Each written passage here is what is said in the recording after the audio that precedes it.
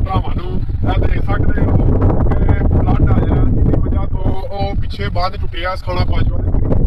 ਸੁੱਤੋ ਦੇ ਸਾਹਮਣੇ ਨੈਲਪੁਰ ਤੇ ਸੁੱਤੋ ਦੇ ਸਖਾਣਾ ਇਸ ਟਾਈਮ ਖਤਰੇ ਦੇ ਵਿੱਚ ਨੇ। ਤੇ ਇਹ ਦੇਖ ਸਕਦੇ ਹੋ ਇੱਕੋ ਬੰਦ ਟੁੱਟਿਆ ਸੀ, ਪਿਛਲੀ ਦਫਾ ਟੁੱਟਿਆ ਸੀ, ਬਣ ਗਿਆ ਸੀ। ਇਸ ਤਰ੍ਹਾਂ ਜੀ ਜਿਸ ਤਰ੍ਹਾਂ ਕਿ ਸਾਰੇ ਭਾਈਆਂ ਪੰਜਾਬ ਦੇ ਵਿੱਚ ਸਿਆਲਕੋਟ ਦੇ ਜ਼ਿਲ੍ਹਾ ਦੇ ਅੰਦਰ ਸਲਾਮੀ ਸੂਰਤ ਹਾਲ ਹੈ ਤੇ ਇਹ ਜਿਹੜਾ ਨਾਲਾ ਡੇਕ ਨੂੰ ਲੱਗਾ ਇਹਨੇ ਬਹੁਤ ਤਬਾਹੀ ਮਚਾਈ ਹੈ ਇਸ ਵਕਤ ਸਿਆਲਕੋਟ ਤੋਂ ਲੈ ਕੇ ਨੰਬਰਬਾਦ ਤੇ